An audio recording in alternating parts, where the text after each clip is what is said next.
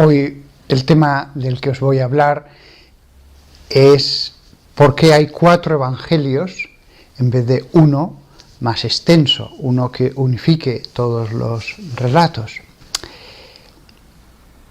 La historia de por qué hay 4 es apasionante. Hoy no va a ser uno de esos sermones o charlas en las que tomo un texto y lo voy analizando. Hoy va a ser una cuestión casi policial, porque lo que nos hemos encontrado en la historia es con 4 evangelios y hemos tenido, los expertos en exégesis que han dedicado toda su vida al estudio de los evangelios han tenido que ir averiguando lentamente, poco a poco, cuál ha sido el nacimiento de esas 4 versiones de la vida de Jesús.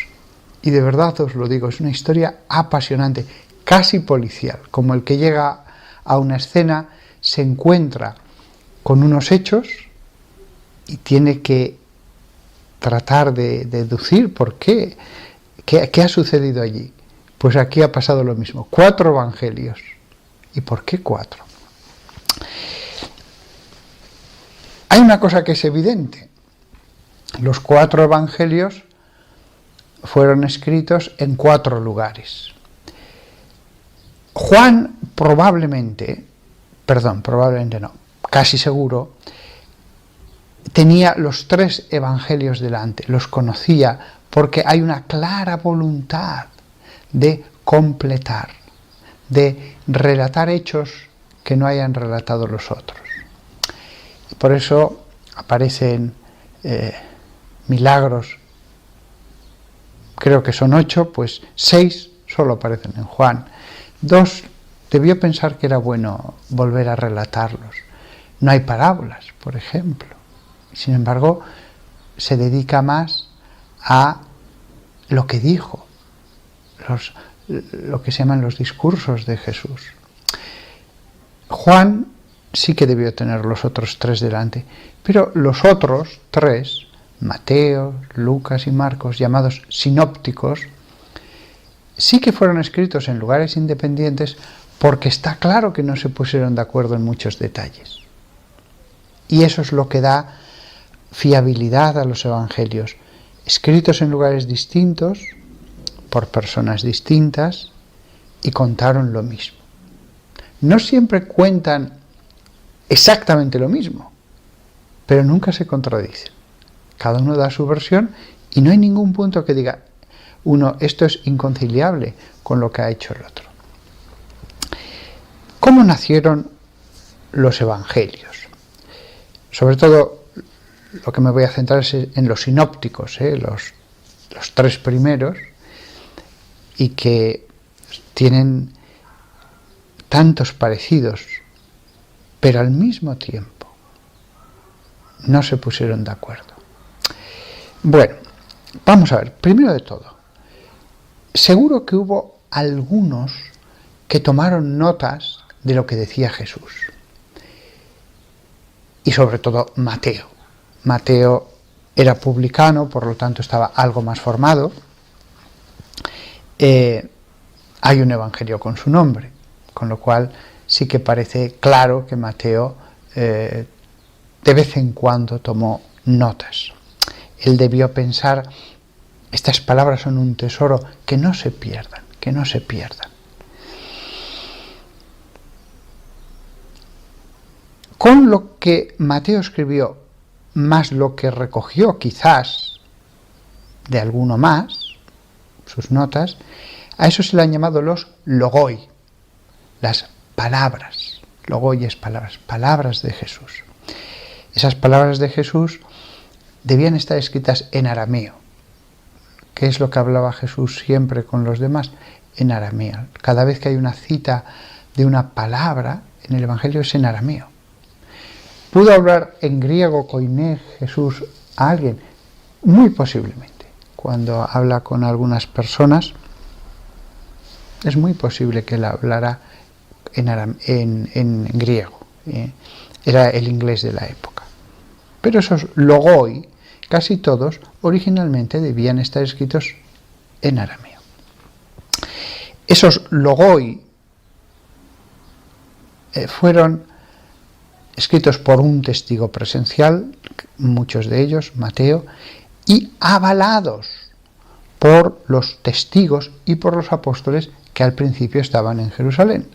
O sea, esa masa de anotaciones primera estaba avalada por los apóstoles. Era algo seguro. Ellos se daban cuenta de la importancia de esos pequeños escritos. Hablo de anotaciones porque a veces podría ser en una tablilla encerada rápidamente tomar algo para después pasarlo a limpio. Podían ser trocitos de papiro en que se escribieran 6 líneas. Otras veces podía ser una hoja entera. Otras veces varias hojas. Era una colección de escritos en distintos lugares, en distintos momentos, fragmentaria.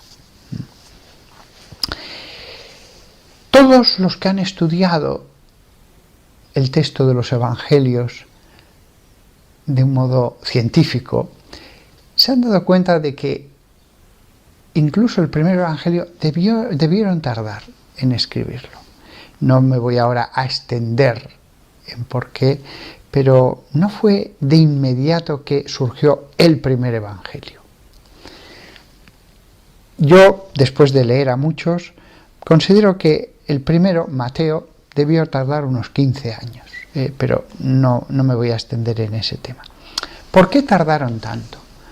Tardaron tanto porque debían considerar que el Evangelio, el anuncio de la buena nueva, era algo esencialmente oral, vivo. ¿Cómo vamos a poner en unas pocas palabras de tinta lo que era el tono de Jesús, el amor que desprendían sus palabras, su mirada? Les debía parecer que ya nada iba a poder reflejar nunca al Jesús vivo que habían escuchado. Y por eso debieron pensar que el Evangelio era algo para ser transmitido y no tanto para ser escrito como un libro más. Tenían esa colección de anotaciones que debían decir, sí, esto es muy importante porque así estamos seguros de mantener la fidelidad palabra por palabra a lo que él dijo. Pero no se dieron prisa en ponerlo por escrito. Quizás pensaban, sí, los profetas, es lógico que sean escritos, las escrituras, pero las enseñanzas de Jesús es como una nube que va a rodear esos rollos que se guardan en las sinagogas. Esa colección debieron copiarla y extender a esas anotaciones a alguna ciudad más. Antioquía era la segunda ciudad más importante del imperio. Algunos dicen que Alejandría. Antioquía podía tener 100.000 habitantes. Algunos lo elevan más, al doble, e incluso a más. Pero yo pienso que 100.000 habitantes es una buena cifra, dado que de un extremo a otro hay unos 3,5 kilómetros, pues pienso que unos 100.000 habitantes podía haber. Y entonces allí debían tener esa colección que habían copiado de Jerusalén. En Antioquía, casi seguro, la copiaron las anotaciones traduciéndolas en griego. Debieron tener mucho cuidado en Jerusalén de que no empezara a haber 20 o 30 traducciones de los dichos de Jesús. Probablemente la traducción ya la tenían en Jerusalén. Dijeron, mira, copiad la traducción al griego, si no, esto va a dar problemas. Aquí se ve cómo los apóstoles, además de predicar, ya empezaban a tomar decisiones de gobierno. Uno debe pensar, bueno, lo importante es el anuncio. Sí, pero fijaos, una decisión de gobierno, las consecuencias tan distintas que podía haber tenido. Llegaba la gente, sí, copiadlo, y después ellos lo traducían por su cuenta. No. debieron decir los apóstoles, no, vamos a hacer una buena traducción y copiáis después estas anotaciones. ¿Por qué sabemos que la traducción debió ser en Jerusalén? Pues porque los expertos se han fijado en que Jesús hablaba en arameo. La traducción es prácticamente la misma. Pero no solamente la traducción, sino que hay un momento dado en que Jesús dice, cuando veáis como dice el profeta, cuando veáis la abominación de la desolación, y añade el que lo estaba escribiendo, que el lector entienda. No dice que el que oye entienda, dice que el lector entienda. Entonces, hay muchos pequeños detalles que indican que los apóstoles muy prudentemente dijeron que haya una traducción, no que corran aquí 20 traducciones. Esta espera en crear un evangelio, un texto unificado, también no se dio por razones meramente humanas. Yo creo que Dios lo permitió porque la comunidad tenía que madurar, tenían que reflexionar. Habían recibido el mensaje de Jesús, pero tenían que llevarlo a la oración, llevarlo a la práctica, y cuando ya estuvieran más maduros, se podría emprender una labor tan sagrada como era poner por escrito el Evangelion, la buena noticia, la buena nueva de Jesús. Era importantísimo no cometer el más pequeño error. Por eso también el que lo hizo, el primero fue Mateo, un publicano.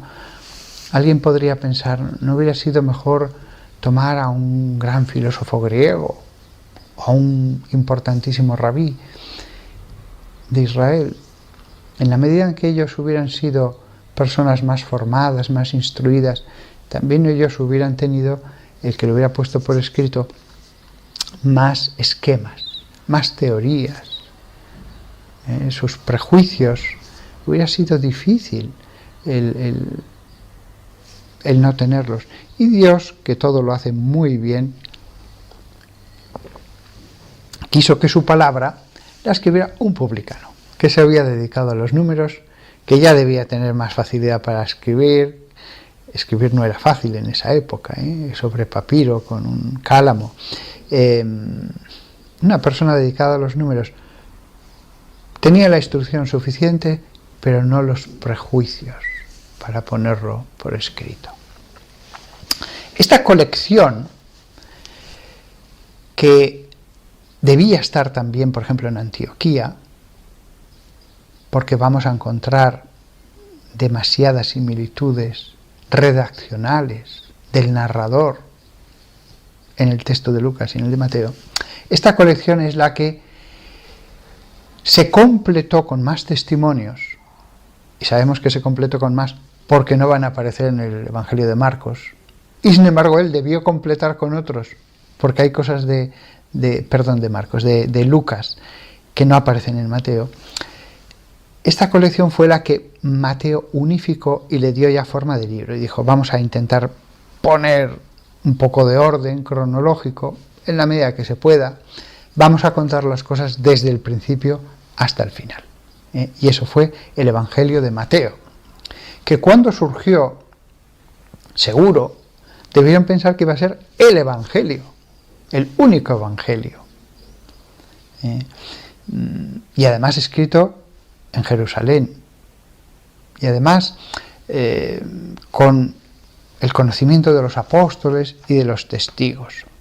Él había tomado la colección de dichos de Jesús, de palabras de Jesús, había añadido más cosas porque fueron apareciendo más testimonios y le dio una redacción final. Lo más seguro es que ese primer evangelio fue escrito en arameo. ¿Por qué? Porque tenemos a un autor, Papías, que vivió entre el año 69 y el 150, el cual dijo que Mateo compiló los dichos en la lengua hebrea. Pero Ireneo, su maestro, había tenido como maestro a Juan. Ireneo escribió: Mateo entre los hebreos, en su propio lenguaje, produjo un relato escrito del Evangelio. Ireneo especifica un poco más: entre los hebreos, en su propio lenguaje. Con lo cual es muy posible que el primer Evangelio fuera escrito en arameo. Las palabras que él había recogido estaban en arameo, las de Jesús, y ese Evangelio era para personas que hablaban arameo. Aunque también había los helenistas, judíos venidos de fuera, que ellos ya hablaban griego. Lo cierto es que muy pronto debió traducirse, precisamente porque tenían miedo de que hubiera varias versiones. Y la versión aramea se perdió, además. La que tenemos actualmente es la versión en griego. Tenemos un evangelio en Jerusalén, pero en Antioquía tienen la colección de dichos, los logoi, de dichos de Jesús. Tienen más testimonios que han ido recogiendo, seguro que con una fidelidad exquisita. No añadamos nada que sea inseguro. Vamos a intentar no quitar nada, pero tampoco añadir. Y orarían mucho. Y diréis: bueno, pero Antioquía ni siquiera está en Israel. Sí, pero de Antioquía a Jerusalén hay 600, me parece que era 675 kilómetros. Se hace en una semana el viaje, no eran comunidades muy lejanas. Desde el norte de Galilea, desde Tiro, donde incluso había ido gente a escucharle, desde el norte de Galilea había 3 días y medio hasta Antioquía. Y otros 3 días y medio hasta Jerusalén. El Evangelio dice que su fama se extendió y que venía a verle gente de Tiro y de Sidón y de la entera Siria, con lo cual había muchos testigos de los milagros de Jesús en Siria. Y esos testimonios se recogieron cuidadosamente. Y me puedo imaginar la responsabilidad que sintieron y lo mucho que oraron de decir que no se pierda nada, ni una palabra de Jesús, pero que tampoco digamos que dijo algo que no dijo. Con lo cual, el Evangelio en Siria apareció de un modo natural, porque aparecieron los testimonios, muchos testigos. Entonces, en un momento dado, Lucas debió ser el encargado por esa comunidad de decir: bueno, tenemos aquí muchas anotaciones, unifícalas. Fijaos, ellos no tenían delante el Evangelio de Mateo. Si lo hubieran tenido, se hubieran aclarado en hechos como el de la resurrección o en las genealogías, pero no lo tenían. No hay ni un solo comentario que intente conciliar ambas cosas. Bueno, ambas y tantas otras. Sin embargo, sabemos que tenían esa colección de anotaciones que procedía de Jerusalén, porque hay una gran parte del Evangelio de Lucas que es exactamente común al de Mateo. No idéntico, porque se nota que eran unas anotaciones comunes, pero que la forma final, con testigos, con personas que estuvieron allí, se le dio en Antioquía y se le dio en Jerusalén. Para aquellos que piensen que Jerusalén es lo mejor y debería prevalecer sobre cualquier evangelio, Jerusalén en esa época es muy posible que tuviera solo 30.000 habitantes. 30.000. Antioquía era la segunda ciudad más grande del imperio. tal vez había más judíos en Antioquía que en Jerusalén.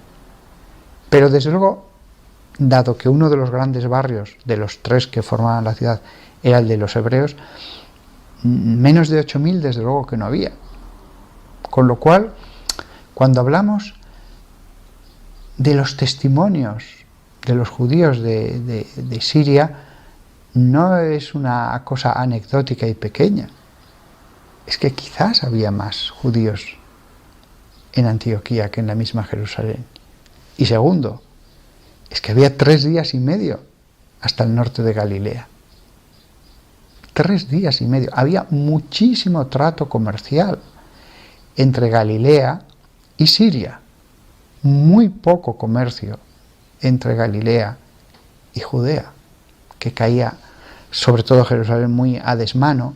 Había que hacerlo por tierra, etc. Antioquía prácticamente es una ciudad costera. Con lo cual, el Evangelio de Lucas fue algo natural.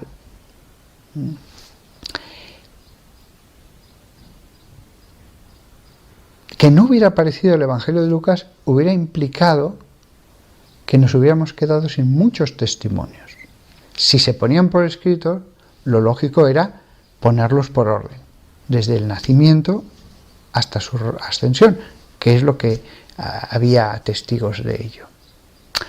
Cuando apareció el Evangelio de Lucas,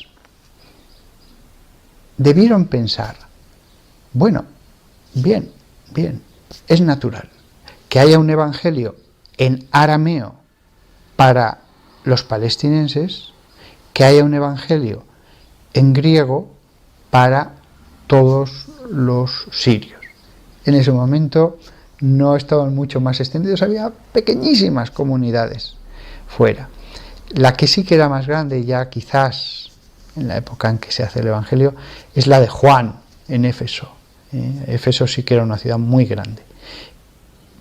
Y esa zona de las 7 iglesias sí que estaba siendo evangelizada. Pero fuera de esa zona, probablemente la comunidad de Alejandría era muy pequeñita, porque apenas es mencionada en Hechos. Entonces, los 2 grandes centros, Jerusalén y Antioquía, cada uno tenía su evangelio, cada uno tenía los testimonios que había recogido puestos por orden. Y debieron pensar en esa época, fijaos qué interesante, que el evangelio no iba a ser único, iba a ser doble. El evangelio para los palestinenses, el evangelio para todos los demás en griego. Pero he aquí que ocurrió algo que no estaba previsto. Y es que la colección de dichos de Jesús sí que debió pasar muy pronto a la pequeñísima comunidad de Roma. Cuando en Roma, probablemente, había solo unos 10 cristianos o 15, estamos hablando de los 6, 7, 8 primeros años de la aparición de la Iglesia, muy poquitos. Porque estaban muy lejos, porque allí no había ido nunca ningún apóstol en todos esos años, sí que debieron hacer todo lo posible por hacerse con una copia de los dichos de Jesús, de los logoi. ¿Por qué? Porque los otros tenían a los apóstoles que iban y venían, primero por Palestina, después un poco más lejos, pero iban, venían, se reunían en el Concilio de Jerusalén, etc. En Antioquía se reúnen Pedro, Pablo, pero los de Roma estaban completamente aislados, lejísimos, y eran muy pocos. Por eso debieron tener un gran interés en cuanto antes conseguir la copia de las palabras de Jesús. Esa pequeña comunidad vivía con esas palabras. Ya debió tener algún presbítero. ¿Por qué no se conservaron los logoi, la colección de dichos de Jesús, ni en Siria, ni en Fenicia, porque cuando aparecieron los evangelios, barrieron esas colecciones? ¿Quién quería leer trozos sueltos cuando todo el contenido seguro ya estaba en los evangelios. Por eso no se conservaron. No tenía ningún sentido quedarse con las anotaciones parciales si tenías ya una obra que te explicaba todo de principio a fin. Pero ese no era el caso de Roma. Roma estaba mucho más lejos, eran pocos. Allí tardó en llegar el Evangelio. De hecho, antes de llegar el Evangelio, llegó Pedro. Llegó Pedro. Si quizás hubiera llegado el Evangelio de Mateo, pero al principio estaba en arameo, pues a lo mejor no se hubiera producido el Evangelio de Marcos. Pero a Roma llegó primero Pedro, y Pedro les predicó. Y evidentemente le preguntaban muchas cosas de la vida de Jesús, y las iban escribiendo. Y entonces en un momento dado debieron pensar, ¿por qué no ya damos una unidad a lo que nos ha contado Pedro? ¿Y por qué no lo fusionamos a la colección de dichos de Jesús que tenemos aquí? Y Pedro debió decir, pues está bien, adelante. ¿Por qué dijo adelante? Porque si no, se hubiera perdido el Evangelio de Marcos, el 25%, está claro, es algo posterior a la colección de dichos de Jesús. El 26%, para ser exacto, porque han calculado el tanto por ciento del contenido. Entonces, era natural, dijo Pedro, bueno, está bien, venga, que no se pierda las cosas que os he contado. Y le dieron forma de libro. Pero fijaos, ¿por qué sabemos que el Evangelio de Marcos, esencialmente, el 75%, es esa colección de dichos primitiva que estaba en Jerusalén y que pasó también a Antioquía? Pues lo sabemos por un pequeño detalle, porque los estudiosos han ido recogiendo qué dicen cada uno de los tres y se han dado cuenta de que el 75% del Evangelio de Marcos fue usado como fuente tanto por Mateo como por Lucas. El 75%. Solo el 25% no es común a los otros dos, a la vez, común a la vez. Entonces, desde mi punto de vista, Dios ha querido,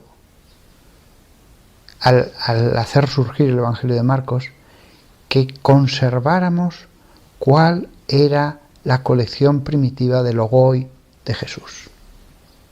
Es cierto que le dieron otra redacción, pero el contenido es claramente común. Los detalles son claramente comunes con Mateo y Lucas. De manera que el Evangelio de Marcos es el más primitivo, es el más arcaico, es el más sencillo. Y sin embargo fue el último en que se le dio una forma unitaria. El Evangelio de Marcos lo redactó Marcos, pero el que estaba allí al lado era Pedro. Del mismo modo que aunque el Evangelio de Mateo se dice de Mateo, pero él tenía allí a los apóstoles yendo y viniendo continuamente, podía consultarles, etc. Del mismo modo que el Evangelio de Lucas, se dice de Lucas, que fue el que dirigió esa labor comunitaria. Lucas no se iba a haber atrevido a inventar nada, todo lo tenía que consultar con los testigos y fue una labor comunitaria. Por eso fue el Evangelio. Todos estaban de acuerdo en que lo contenido allí era lo seguro. Entonces, uno de los que estaba en Antioquía, cuando la redacción del Evangelio, larga redacción del Evangelio, era Pablo. Fijaos qué bonito. Mateo, todos los testigos de Jerusalén. Lucas, con Pablo, menudo apóstol, corrigiendo, dando consejos, sugerencias. Marcos, con Pedro. Y Juan tuvo a la Virgen María en su casa durante años. Juan tenía cualquier duda, se lo preguntaba directamente a María. Durante muchos años, pues yo cuando escuchaba Evangelio según San Mateo, Evangelio según San Lucas, era un nombre, nada más. No me decía nada más. Pero ahora es distinto. Ahora cada uno de los evangelios ha cobrado personalidad, tintes únicos. Me puedo imaginar el evangelio de Marcos, leído por unos cuantos romanos, en su sencillez con Pedro al lado. Me puedo imaginar a Lucas recogiendo las testificaciones de los que habían ido de peregrinaje a la Pascua. Me puedo imaginar la emoción de la genealogía de Jesús, que probablemente la guardaba José, porque era el primogénito en ese linaje, y cómo después lo heredó María al morir Jesús lo heredó Jesús, y al morir Jesús lo tenía María entre sus poquitas posesiones, pues a lo mejor el rollo de pergamino largo donde iban anotando los nombres de su genealogía.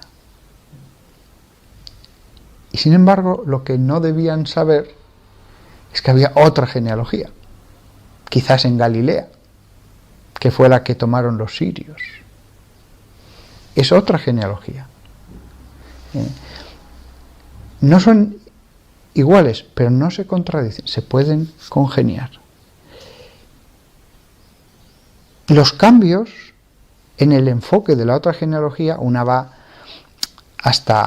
desde Abraham hasta Jesús, la otra va desde Jesús hasta Adán, pues indican que debía ser a lo mejor otra rama de la familia de José, que quizás se bifurcaba en los últimos, a lo mejor los 3 últimos de la genealogía, y algunos dicen, es que a lo mejor era la genealogía de María, aunque llega a José, que era el padre legal de Jesús. Con lo cual, esas 2 genealogías en 2 evangelios, lejos de ser un problema, ahora no puedo leerlas sin imaginar la emoción que debió ser para la comunidad de bautizados en Antioquía cuando les llegó allí el papiro. Probablemente ya era un papiro, si lo habían trasladado allí, debía ser la copia, no el original. La familia se guardaría el original. El papiro con la genealogía de Jesús. ¡Qué emoción! Dios permitió que se escribieran en lugares distintos, el Evangelio de Mateo y de Lucas, porque, por ejemplo, ese detalle, si lo hubieran hecho juntos, hubieran tomado la decisión de unificar.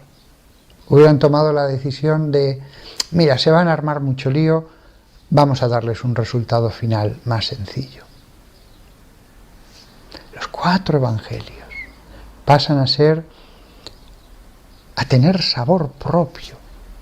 Y aquí vemos como el hecho más importante de toda la historia, Dios quiso que tuviéramos 4 versiones escritas en lugares independientes, pero con la belleza de las interconexiones. No se escribieron de forma totalmente independiente. Había una colección de dichos, había muchas más cosas que los estudiosos han analizado con mucho detalle y que muestran que también hubo interconexión. Y después de esos 2, el arcaísmo de Marcos. Y después las añadiduras finales de Juan. Nada más. La división en 4 libros de Jesús no es un problema, son 4 retratos de un mismo Jesús que concuerdan. Dios puso el punto justo para que quedara clara su redacción independiente, pero también las pistas para poder suponer por dónde pudo ser, cómo pudo ser el nacimiento de los evangelios. Hay más teorías, más formas de enfocar este tema. Yo os he dado mi conclusión, pero sí que es cierto que la tradición, que no la podemos olvidar, sitúa a Mateo en Jerusalén, a Lucas en Antioquía, a Marcos en Roma y a Juan en el lugar de las 7 iglesias, en Éfeso. También la tradición, a la hora de ver cómo pudieron hacer los 4 evangelios, la he tenido en cuenta. ¿Qué dijeron los primeros que nos hablaron de por qué 4 evangelios, de cómo fueron apareciendo? Pero también allí la cosa no es sencilla, porque hay que unir el texto evangélico, lo que nos dice el mismo texto acerca de su génesis, con las pistas, los testimonios que nos dan los santos padres. 4 evangelios. Yo, en mis charlas, pues hablo de muchos libros de la Biblia, pero el que más medito en mi oración personal siempre es el Evangelio. Yo creo que no exagero si digo que el 80% del tiempo de la oración lo dedico al Evangelio, la vida de Jesús. La vida de Jesús, que con estos 4 forma una unidad. Lo que pasa es que a veces predico menos del Evangelio porque Dios en su sabiduría quiso que el Evangelio fuera lo más sencillo. A veces leo el Evangelio y digo, ¿qué voy a explicar aquí? Si las palabras de Jesús son cristalinas, son agua clara, más sencillas imposible. A veces, como predicador, pues me fijo más en otros pasajes más complicados, pero es que el Evangelio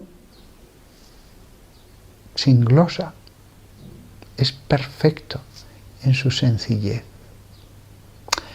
Nada más, que todos nosotros vivamos centrados en la buena nueva, centrados en el anuncio primero que escucharon esas comunidades. ¿Qué es lo que escucharon? Lo que aparece en el Evangelio. El anuncio de aquel maestro que recorría aldeas, pueblos, pequeñas ciudades y les hablaba de ese modo como no han hablado ni Salomón, ni siquiera mi querido San Pablo. Sus voces son voces sagradas, pero no son Jesús. Todos son escrituras, pero el Evangelio está tan a otro nivel que Dios quiso 4 versiones, no una. 4 versiones, 4 retratos. Que todos nosotros nos preocupemos de escuchar el Evangelio y volverlo vida. De hecho, el que tardaran tanto en ponerlo por escrito, unos 15 años el primero, Mateo, para mí también es una predicación. Aquellos hombres decían, no, el Evangelio lo tenemos que vivir, el Evangelio es algo vivo. El Evangelio es lo que más difícilmente podemos poner por escrito. Menos mal que el Espíritu Santo, a través de causas segundas, fue el que escogió. Mira, al final Mateo es el que redacta, Lucas es el que aquí, Marcos aquí y Juan aquí. Fue Dios el que determinó, a través de causas segundas, a través de esas comunidades, etcétera, quiénes eran los más adecuados, que a lo mejor no eran grandes exfariseos o personas muy cultas de Grecia que se convirtieron y bautizaron. Tardaron 15 años, pero es que sin la ayuda de Dios ni con esos 15 años hubieran estado preparados para poner por escrito las palabras del Dios hecho hombre. No somos dignos ni de escucharlas, menos de ponerlas por escrito. Pero claro, Juan tenía a la Virgen María ayudándole, casi nada. Y Lucas a Pablo, el hombre que había llegado a los cielos en sus éxtasis, y Pedro con esa otra comunidad. Los evangelios los podemos simplemente escuchar, centrarnos en la escena evangélica, o podemos también imaginar a un Pedro dictando a un Marcos con todo cuidado, sabiendo la trascendencia que tenía cada línea, revisándola, retocándola, tachando y cambiando después, para que Pedro le dice: tiene que quedar perfecto, tiene que ser exacto, aquí no vale el más o menos, tiene que ser todo lo más fiel que humanamente sea posible. Me puedo imaginar esa escena. Y después, claro, se lee el Evangelio de forma distinta. Es algo sagrado, que ha nacido en la Iglesia, que ha nacido de la boca de los apóstoles. Palabras que dan vida. Cuando a veces hay una frase que la he pensado mucho, no la he escuchado, claro, no la he escuchado, se me ocurrió un día: es que las Escrituras salvan. El único que salva es Jesús. El único que salva es Dios. Eso está claro. Pero las Escrituras son salvación porque nos llevan a Jesús. El único que salva es Dios. Eso está fuera de toda duda. Pero podremos decir en un sentido amplio, pero verdadero, que las Escrituras salvan porque nos llevan al Salvador. Las Escrituras vivifican. Es palabra viva y dan vida. Y solamente el vivo puede alimentarse. Solamente el hombre que ya tiene fe puede alimentarse de esa vida. Las Escrituras salvan. Si alguien que se cree condenado por su pecado, por sus caídas, por sus vicios, quiere salvación, vea las Escrituras. Por supuesto que todo eso en la Iglesia Católica se completa con más cosas. Pero lo primero es la escucha de la palabra, la escucha de la voz de Jesús. Por supuesto, no estoy queriendo decir como católico que la Biblia hace que ya no tengamos necesidad de nada más. No, hasta el mismo Santiago dice que si alguno está enfermo, que llame a los ancianos y que le unjan. Jesús les da el poder de perdonar los pecados. Jesús les dice que tienen que bautizar. No dice, solo escuchad las Escrituras y ya está. No, también les dice que hay un misterio sagrado, porque Él va a bautizar con agua y su sangre y el fuego del Espíritu Santo. Si uno escucha las Escrituras, es verdad que no bastan solo las Escrituras. Por eso también hay una iglesia. Pero lo que he dicho antes no es falso, entendido bien. Entendido bien. Yo soy católico. Creo en la Santa Iglesia Católica. Pero las Escrituras salvan. Las Escrituras vivifican. A Jesús no lo he podido ver nunca. Pero el rostro de Jesús en los Evangelios, sí. Su voz, sí. Sus hechos, sí. Allí. Allí. Incluso los protestantes que me estén escuchando, los evangélicos, y ellos dirán, sí, pero no bastan las Escrituras. También nosotros tenemos una comunidad. También nosotros tenemos el bautismo. La palabra, aunque sea divina, se vuelve misterio sagrado en el bautismo. La palabra es el tesoro que hay en la comunidad de creyentes. Es verdad que ahora mismo nosotros los cristianos estamos divididos esencialmente en evangélicos, protestantes, luteranos, baptistas, presbiterianos, en católicos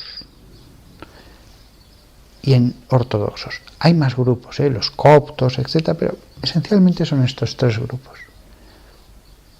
Pero más allá de nuestras distintas tradiciones, no hay nadie que lea asépticamente la Biblia. Más allá de nuestras distintas comunidades, más allá de nuestras teologías, los tres estamos de acuerdo en el Evangelio. Los tres podemos rezar el Padre Nuestro juntos. Los tres creemos en el mismo Jesús. Los tres creemos que esas escrituras nos vivifican.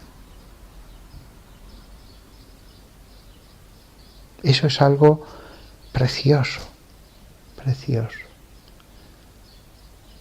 Por la debilidad de los hombres, los seguidores de Jesús nos hemos dividido. Mucho pecado, también dentro de la Iglesia. Es más, casi diría, sobre todo dentro de la Iglesia. Si los pastores hubieran sido santos, nos hemos dividido por el pecado, pero las Escrituras nos unen. Las Escrituras nos llevan a Jesús, a la verdad. Las Escrituras nos unen. Nunca vamos a pasarnos, vamos a excedernos en cantar alabanzas a Dios por las Escrituras. Y hoy, esta pequeña charla mía, pues ha tratado del centro de las Escrituras, los santos evangelios, que a veces se dice el Evangelio porque forman una unidad, porque las aguas vivas de esos cuatro ríos son un río en el fondo, el río que riega una tierra que emana leche y miel, una leche espiritual y una miel espiritual. Es un nuevo Edén. Los evangelios son un nuevo Edén donde podemos tomar los frutos de ese árbol de las vidas, como dice el Génesis en hebreo. El Evangelio es nuestra tierra prometida. Yo, en mi oración, me siento, cierro los ojos, lo hago delante del sagrario, de Jesús mismo. El Evangelio, el Evangelio.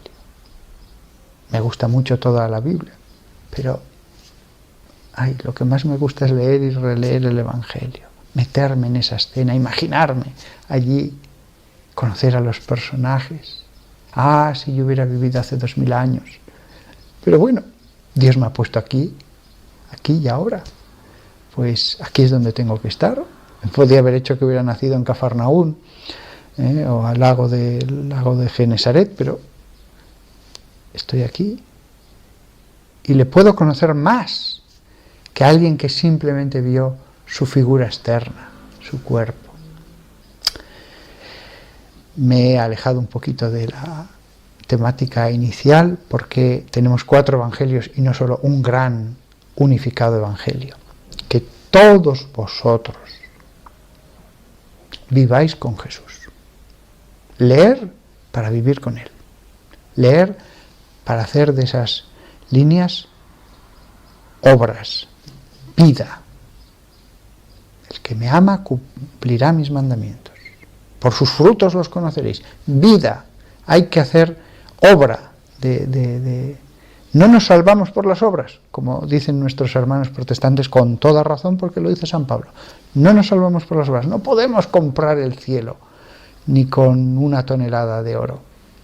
No puedo decir yo soberbiamente, yo voy a comprar el cielo haciendo estos ayunos y haciendo... No. Es un don, es un regalo. Pero, aunque la salvación sea un don, el Evangelio, de forma natural, cambia la vida, ese árbol se vuelve bueno y produce obras, produce frutos. Si me amáis, cumpliréis mis mandamientos. Por eso tú, que me escuchas, si tu vida no produce obras, si no tienes frutos, por más que creas que eres un seguidor de Jesús, pues a lo mejor no eres un seguidor de Jesús, a lo mejor eres una persona bautizada. Estoy bautizado, eso sí. No niego que no puedas creer algo a Jesús, o incluso creer que sí, que es Dios que ha venido al mundo. Pero si vives como un pagano, pues no se entiende mucho. Su palabra es semilla, y la semilla germina, crece, produce frutos. A lo mejor no eres un seguidor de Jesús, a lo mejor solo eres un creyente en Jesús, pero no le estás siguiendo por el camino y no estás con Él y no has sido vivificado. Sí, hay gente que cree en Jesús y lo cree sinceramente y de corazón, pero son oyentes. Eso después no se pone en práctica. Lo cual verdaderamente ocurre en la Iglesia Católica, entre los protestantes y entre los ortodoxos. Hay gente que se ha bautizado, pero de su corazón no brotan raudales de agua viva. Incluso tú que me escuchas, si estás escuchando esto es que tienes más interés, si estás escuchando esto es que quieres seguir más a Jesús, si estás escuchando esto, que ya veo que aquí son 52 minutos lo que llevo hablando, es porque quieres ponerte manos a la obra, hay un interés. Pero incluso tú, sea como sea tu vida, siéntete publicano, siéntete como el samaritano que subió al templo y di: sí, Señor, voy a empezar hoy, dejo atrás mi vida, dejo atrás mi pasado, tú eres mi futuro, a partir de ahora, sí, Señor, esos 4 evangelios, no es que voy a beber de esos 4 ríos, voy a sumergirme en ellos, voy a nadar en ellos, voy a bucear en ellos. No quiero solo beber un poquito. Sea lo que sea tu pasado, hoy empiezo. Entonces no importará. Lo maravilloso del Evangelio es que nos dicen: nunca es tarde. Empieza, venga, ponte en marcha. Nada más. Aquí acabo y os deseo a todos vosotros lo mejor. Jesús. ¿Qué es lo que os deseo? Jesús. Escuchadle, estad con Él, trabajad con Él. Hasta pronto todos.